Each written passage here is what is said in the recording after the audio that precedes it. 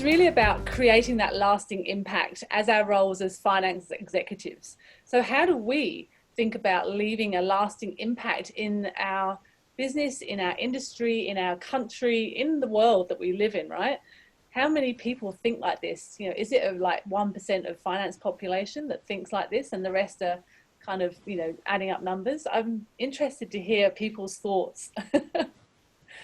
This really talks to the networks and brands, but, you know, it's about purpose. It's about finance people. And I think this language used to be really fluffy language, like really sort of, I don't know, I don't want to say too feminine because it kind of paints a different picture, but, you know, there's no point to doing things unless you have a purpose to do them.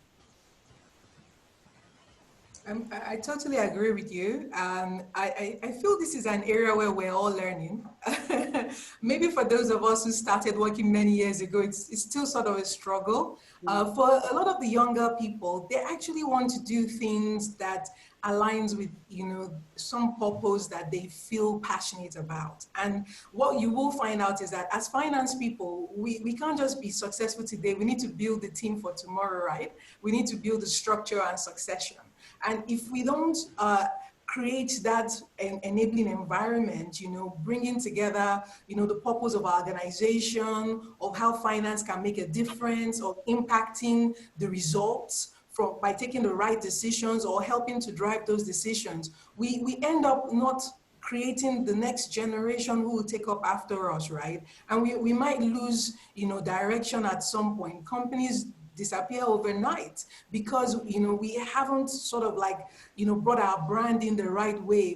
People brands, you know, we've seen some amazing things have happened, you know, whether you look at Black Lives Matter across, you know, the US or other real issues that are coming up. In Nigeria, for example, healthcare has been terribly abandoned. You know, imagine where medical tourism was the order of the day. And when we were in COVID, nobody, no matter how rich you were, you couldn't travel. Right? You had to be treated by what you created. And if you didn't have anything, you were in trouble. So people died who were extremely rich. There was a guy who probably spent over $100,000 to get some drug from the US.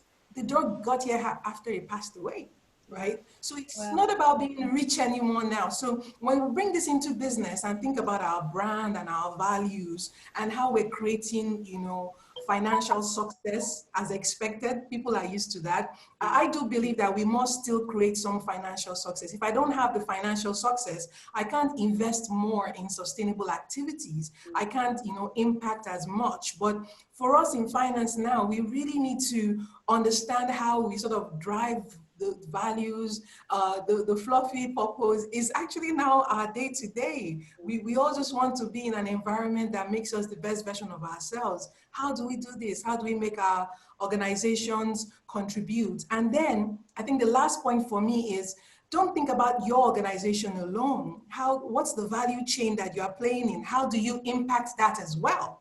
How do you impact your industry? I work in a regulated space. And for many of us, you know, there are new changes in the laws and the acts that has to happen, but we're also busy taking care of ourselves, delivering on our numbers, that we've ignored it for so long.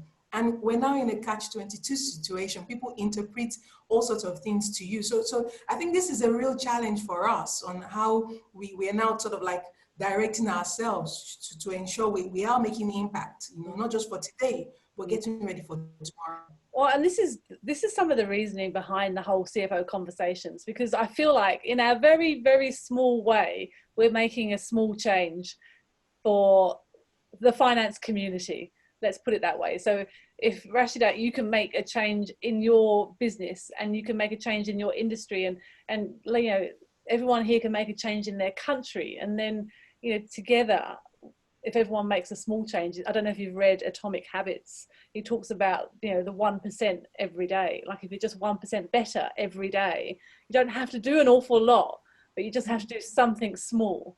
And I think that to me is what we do at this conversation. I agree. Just to add, Paula. Yes. Sorry. Just to add, I think it's also about changing the narrative, because for a very long time, CFOs are known to be the ones who say no. CFOs are the ones to say, you know, they're just known for that. Also, CFOs are known to be the ones that are just number crunchers. I think that's now past. I mean, those things are a given now. Mergers and acquisitions are a given. Raising capital are a given. You know, the basic things you expect CFOs to know. They know that we are now to move. We're supposed to change the narrative now to more of stakeholder engagement, more of strategic business partnering. So people see the finance, the CFO role as more of one that is of leadership, developing leadership capabilities. It's about the people. You know, it's no longer just the numbers and the traditional finance. We're moving into technology, innovation, really engaging with everyone around, the customers.